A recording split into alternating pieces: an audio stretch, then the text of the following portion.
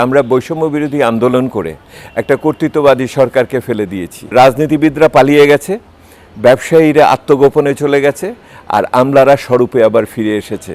এই সরকার কার কাছে জিম্মি, সংস্কার কোথায় আটকে গেল, সেইটা সবচেয়ে ভালো নিদর্শন হলো আপনার নতুন বেতন কাঠামো। যারা ক্ষমতাহীনভাবে আমরা রয়ে গেলাম তাদের আয়ের কথা চিন্তা করলেন না, এইটা তো হবে না। সরকারি কর্মকর্তাদের যেই বেতন কাঠামো মোটামুটি চূড়ান্তের পথে, বাড়তি 1 লাখ কোটি টাকা লাগবে, এটাকে কিভাবে দেখেন? বাজারে যখন এই টাকা প্রবেশ করবে, সুন্দরভাবে দেখি। আপনি আমার কথা শুনেছেন কিনা এর আগে, সেটা হলো যে আমরা বৈষম্য বিরোধী আন্দোলন করে একটা কর্তৃত্ববাদী সরকারকে ফেলে দিয়েছি। ওই কর্তৃত্ববাদী সরকারের পিছনে কারা ছিল? ওইখানে 3 গোষ্ঠী ছিল। ওখানে ছিল রাজনীতিবিদ, ওখানে ছিল ব্যবসায়ী, আর ছিল আমলা। তো আমি বলেছি ত্রিমূর্তি। সেই ত্রিমূর্তির ভিতরে রাজনীতিবিদরা পালিয়ে গেছে, ব্যবসায়ীরা আত্মগোপনে চলে গেছে, আর আমলারা স্বরূপে আবার ফিরে এসেছে।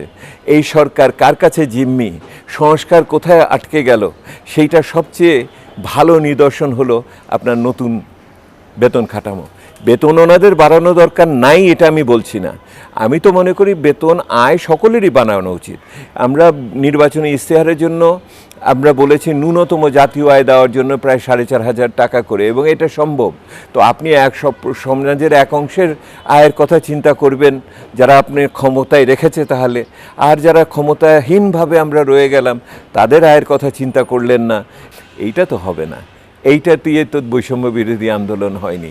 এবং এটা দিয়ে বোঝা যায় ওই যে তথাকথিত নিরপেক্ষতার সবচেয়ে বড় প্রমাণ হলো যে কার প্রতি আমরা পক্ষপাতহীন, আর কার প্রতি আমরা নিরপেক্ষ, আর কার প্রতি আমরা পক্ষপাতিত্ব করছি। এইটি এই সরকারের একটা বড় সেই অর্থে চিহ্ন হয়ে থাকবে।